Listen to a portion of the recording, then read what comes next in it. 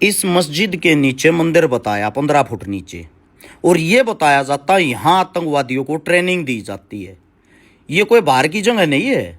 हिंदुस्तान के अंदर उत्तर प्रदेश के अंदर दारुल उलूम देवबंद है। देवबंद के अंदर हम आए हैं और आप लोगों को एक बात बता देते हैं, इस वीडियो को पूरी देखना और आज आप लोगों के सामने इसकी हकीकत होगी। इतना कहना चाहूँगा, इस वीडियो को डिलीट होने से पहले ही सभी जगह शेयर कर देना, क्योंकि आज के टाइम पे हमारी वीडियो को डिलीट कर दिया जाता है सोशल मीडिया से। आओ वीडियो देखते रहो, पूरी वीडियो गौर से देखना है, एक एक बात को सुनना है। आज देवबंद हम आए थे, हमारे जो अरशद मदनी साहब हैं उनसे गाय के बारे में चर्चा करने की। जो गायें हैं ना, गाय को राष्ट्रीय पशु घोषित किया जाए, उस चीज़ पे लेके काफ़ी चर्चा हुई। अब हम एंट्री कर लेते हैं। यहाँ पे सामने आप लोगों को ये जो लाल गेट दिखाई दे रहा है, ये गेट बनवाया था बादशाह ज़हीर शाह, जो अफगानिस्तान के वजीर आजम थे 1957-58 के टाइम पे। इस गेट के अंदर से हम एंट्री करके आज आप लोगों के सामने पूरा का पूरा दारुल उलूम देवबंद दिखाते हैं। और हिंदू मुसलमानों के बीच में जो भी भरम है वो भैया आज गौर से इस वीडियो को देख लेना। सबसे पहली चीज़ तो ये है, ये वो जगह है जिस जगह पे आके महात्मा गांधी ने 1947 के अंदर हिंदू मुस्लिमों की मीटिंग की थी। और उस मीटिंग में ये फैसला लिया गया था कि भाई हमने लड़ाई एक साथ लड़नी है। जवाहरलाल नेहरू ने प्रधानमंत्री बनने के बाद एक बात कही थी कि आज़ादी की लड़ाई में सबसे बड़ा जो योगदान है वो दारुल उलूम देवबंद का है। ये बातें अगर उन लोगों ने बोली हैं तो कोई खास बात होगी। सबसे पहले तो हम गए, यहाँ सबसे बड़ी लाइब्रेरी है इस वक्त की, इस टाइम की, जो सदियों पुराने इतिहास को समेटे हुए है। ये क्या देख लिया हमने इस लाइब्रेरी के अंदर, यहाँ पढ़ाई मुस्लिमों की होती है और इतिहास हिंदुओं का भी पढ़ाया जाता है। आओ सुनो और देखो, वीडियो पूरी देखना। वो मस्जिद भी दिखाएंगे जिसके नीचे मंदिर है, पहले इसको गौर से सुनो। अब इस वक्त हम देवबंद में हैं, जहाँ पे हिंदुस्तान का सबसे बड़ा मदरसा है और कोई हज़ारों बच्चे यहाँ पे शिक्षा लेते हैं। और मदरसे के अंदर हम आते हैं तो काफ़ी है ना, कुछ मतलब कि वहम फैलाया जाता है कि यहाँ पे आके खाली जो मुस्लिम होते हैं उन्हीं के बारे में आप लोगों को शिक्षा मिलती है या शिक्षा दी जाती है। मदरसे के अंदर मेरे साथ में मेरे मुस्लिम साथी हैं। शुभ नाम अपना? शादाब भाई। अपना शुभ नाम? मोहम्मद शोएब भाई। और शादाब और शोएब से पूछेंगे, शोएब भाई ये किस चीज़ की किताब है? देखिए, आप यहाँ पर लाइब्रेरी में आए हैं और आपने दारुल उलूम को अपनी आंखों से देखा है और चीज़ें आपको ऑन रिकॉर्ड भी दिख रही हैं। ये यजुर्वेद है। यजुर्वेद तो मेरे हिसाब से हिंदुओं की नहीं होती। जी, ये तो होती है ना, हिंदुओं की ज़बान अच्छा होती है। ये ऋग्वेद है। ये ऋग्वेद है। ये ऋग्वेद है।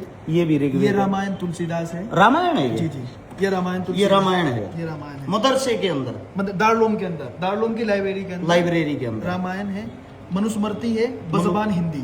ठीक है, ये यहाँ पर हिंदी में भी है और वो सब चीज वो उनका उर्दू में भी यहाँ पर देख सकते हैं आप। ये रामायण वाल्मीकि है, रामायण वाल्मीकि द्वारा। जी ये विष्णु मनुस्मृति है। ठीक है, ये ग्रंथ साहब बज़बान अंग्रेजी में ग्रंथ साहब की है, ग्रंथ साहिब की। जी ये, और इसी तरह ये कुरान करीम है, कुरान। जी ये तौरात है, ये भी कुरान है। ठीक है, और इसी तरह दूसरे फलसफे की किताबें भी यहाँ पर हैं। ये इंजील है, ये भी इंजील है अरबी में, ये ज़बूर है। हम जिस जगह पे खड़े हैं ये वो पवित्र जगह है। 1947 की जो क्रांति हुई थी, देश की आज़ादी की जो अंतिम लड़ाई थी, जिसमें हिंदू और मुस्लिमों ने मिलकर लड़ाई लड़ी थी, उसका जो फैसला हुआ था वो यहीं इसी सरजमी पे बैठ के हुआ था। और आज कुछ ऐसे मूर्ख इंसान हैं जो राजनीति के भाव में बह के इन चीज़ों को भी जाति और धर्म और मजहब से जोड़ देते हैं। मैं आप लोगों को एक बात बताता हूँ, आप अल्लाह के घर जाओ या मंदिर में जाओ या गुरुद्वारे में जाओ, शिक्षा आपको कहीं ये नहीं मिलेगी तोड़ने वाली, शिक्षा मिलेगी आपको जोड़ने वाली। लेकिन कुछ मूर्ख इंसान होते हैं, वो हर धर्म हर जाति के अंदर मिलते हैं, जो जानबूझ के कुछ गंद फैलाते हैं, इन चीज़ों को तोड़ मरोड़ के पेश करके दिखाते हैं। जैसे कि अब ये बोल देंगे ये ग्रंथ हैं, ये रामायण है, तो ये इस भाषा में क्यों लिखी हुई है? उसका कारण है क्योंकि हमारे साथ में जो मुस्लिम साथी खड़े हैं वो इसको आसानी से इस भाषा में पढ़ सकते हैं। अब वो ग्रहण इन सब के ज्ञान को करते हैं, टोटली बातों के अंदर सेम ज्ञान है, फर्क थोड़ा सा शब्दों का होता है, थोड़ा सा समझने का होता है। तो आप लोगों से बोलो से भाई क्या कहना चाहते हो? शिकारा साहब, जिस तरह से आप काम कर रहे हैं, सबसे पहले तो आपको मुबारकबाद। आप यहाँ पर आए, वक्त निकाल कर आए और आप एक चीज़ों को बहुत डीपली आप चीज़ों को देख रहे हैं। एक मैं आप ही से सवाल करता हूँ काउंटर क्वेश्चन कि जिस तरह से एक ब्लेम दारुल को स्पेशली इस दौर में दिया जाता है कि यहाँ पर आतंकवाद की तालीम दी जाती है और लोगों से न जाने किस किस तरह से वेपन का भी बताया जाता है कि यहाँ पर रखे जाते हैं और वो फुला चीज़ें सब चीज़ें हैं, तो आप देख रहे हैं, आप मुझे ज़रा सा बता दीजिएगा घूमने के बाद आपको कोई इस तरह की चीज़ नज़र आए तो। मैं आप लोगों के साथ प्यार प्रेम से जो रहता हूँ ना, मैं तो हिंदू परिवार के अंदर जन्म ले रखा है, मेरे कोई मुस्लिम नाम मिला हुआ, मेरे कोई हरसुद्दीन कहते हैं, जब मेरे कोई दिक्कत आपत्ति नहीं है। बिल्कुल, आप यहाँ पर हैं, अभी घूम रहे हैं, आप इकले जा करके दारुल उलूम के किसी भी एक कैंपस में किसी भी एक क्लास को आप देखकर आप जा सकते हैं, कोई आपको परमिशन लेने की जरूरत नहीं। मैं पूरे मुस्लिम परिवार के बीच में, दारुल उलूम के बीच में अकेला घूम रहा हूँ। मेरे साथ में सिर्फ और सिर्फ 3 से 4 हिंदू हैं। टोटली यहाँ की जो आवाम है, जनता है, मुस्लिम है। और मेरे से कोई ये भी नहीं पूछ रहा भैया आप यहाँ कैसे घुस गए, ये तो मुस्लिमों के लिए है, आप यहाँ किस लिए आए हो। यहाँ पे जो प्यार प्रेम मिल रहा है, यहाँ पे जो सादगी है, यहाँ पे आज भी 1947 से पहले का जो भारत है वो देखने लायक, आप लोगों को देखना चाहिए, देखने से ही सीखते हो। सुनी सुनाई बातों से नहीं, कानों के कच्चे मत बनो। राजनीतिक आदमी कोई भी हो, उसको सिर्फ और सिर्फ वोट से जोड़ के राजनीति करनी है, वो आपको उसी नजर से देखेगा, उसी नजर से दिखाएगा। हाथ जोड़ के विनती है, आप देवबंद आए और यहाँ पे आके घूमे, यहाँ पे आके देखें, मैं गारंटी देता हूँ आप देवबंद के दीवाने हो जाओगे। धन्यवाद आप सबका। और इतना कहना चाहूंगा, एक बार लाइब्रेरी और दिखाना, मेरे हिसाब से हिंदुस्तान के अंदर ऐसी लाइब्रेरी कहीं मिलेगी नहीं आप लोगों को, पूरी वहां से लंबी दिखाना भाई।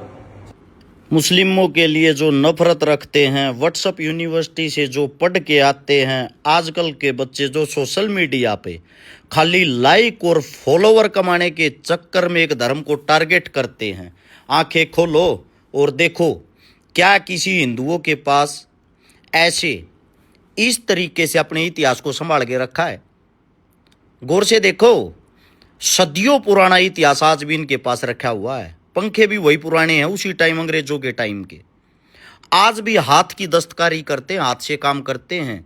अगर गौर से देखोगे, जितनी भी लाइब्रेरी है, इसके अंदर जितने भी इंसान बैठ के जो कार्य कर रहे हैं इस टाइम पे, वो कार्य करने वाले इंसान आज भी लैपटॉप से पहले अपने हाथ से मोहर मारते हैं, हाथ से काम करते हैं, अपने पूरे के पूरे इतिहास को समेटे हुए हैं ये इंसान।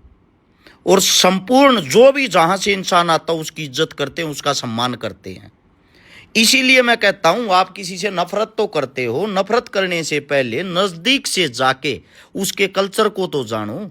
या सीधा वैसे ही किसी से सुन लिया और गालियां देना शुरू कर दिया, किसी के धर्म को आप बदनाम तो कर देते हो, टारगेट तो कर देते हो, उस धर्म के बारे में थोड़ा बहुत तो आप लोगों को पता होना चाहिए। आइए अब आप लोगों को उस मस्जिद तक ही लेके चलते हैं जिस मस्जिद के आजकल चर्चे चल रहे हैं, क्योंकि वो दिखानी आप लोगों के लिए बहुत ही ज़्यादा ज़रूरी है ताकि आप गुमराह ना हो। और उससे पहले आप लोगों को इस जगह लेके चलता हूँ। ये देखो, सुना होगा फिल्मों में कि फतवा जारी कर दिया है। ये वो जगह है जहाँ पे हम जा रहे हैं पुराने टाइम से ही, पुराने से पुराने टाइम पे, अंग्रेजों के टाइम पे 1947 की जब जो लड़ाई शुरू हुई, तो उस टाइम पे जो मौलाना हुसैन अहमद मदनी साहब थे, उन्होंने फतवा जारी किया था। और वो फतवा यहाँ से जारी किया था, ये जो आप जगह आप देखने लग रहे हो, वहाँ लिखा हुआ भी है सामने, फतवा जारी यहाँ से होता है संपूर्ण हिंदुस्तान के मुस्लिमों के लिए।